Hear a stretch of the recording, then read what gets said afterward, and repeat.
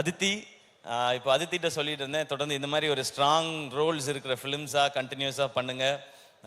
இன்னும் ஸ்பெஷலான ஃபிலிம்ஸ் எல்லாம் இன்னும் நிறையா இதே மாதிரி பண்ணுங்கள். இன்னும் உங்களோட எல்லா டைமென்ஷன்ஸும் தெரியட்டும் ஸ்க்ரீன்லன்னு சொல்லி அவங்கள்ட்ட ஒரு செம்ம எனர்ஜி இருக்குது. அது இன்னும் இந்த மாதிரி நல்ல டிரெக்டர்ஸ், இந்த மாதிரி சூப்பர் ஃபிலிம்ஸ் வரும்போது அதெல்லாம் வெளியில் தெரியும்னு நினைக்கிறேன்.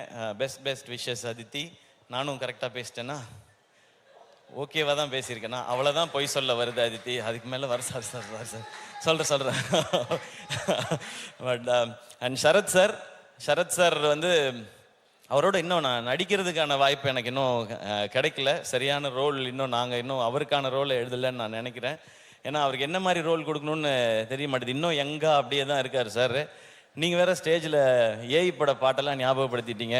அதை பற்றின கருத்துக்கள்லாம் என்கிட்ட சொல்லிட்டு இருந்தார் சார். அது எதுவும் மேடையில் சொல்ல முடியாது, சாரி. நீங்கள் வேணால் முன்னாடி ஷூட் பண்ணியிருப்பாங்க, அது அண்ணெல்லாம் நல்லா அப்படி கிட்ட ஜூம் பண்ணி ஷூட் பண்ண லிப் ரீடிங்கில் கண்டுபிடிச்சிக்கங்க நீங்கள். அண்ட் சரத் சார், உங்களோட எனர்ஜி அது சூப்பர் சார். எப்போவுமே கண்டிப்பாக சீக்கிரம் ஒரு செம்ம படம் பண்ணுவோம் அப்படின்னு நான் நம்புகிறேன் சார். உங்களை ஒரு வேறு டைமென்ஷனில் காட்டுற ஒரு படமாகவும் அது இருக்கணும். நான் இந்த படத்தில் நடித்தேன்ப்பா, சிவாவோட நடித்தேன், அது நான் இவ்வளோ வருஷம் பண்ணாத ஒரு ரோலாக அதில் அமைஞ்சதுன்னு சொல்கிற மாதிரி இருக்கணும்னு நான் நினைக்கிறேன் சார். அந்த மாதிரி சந்திக்கிறேன் சார்.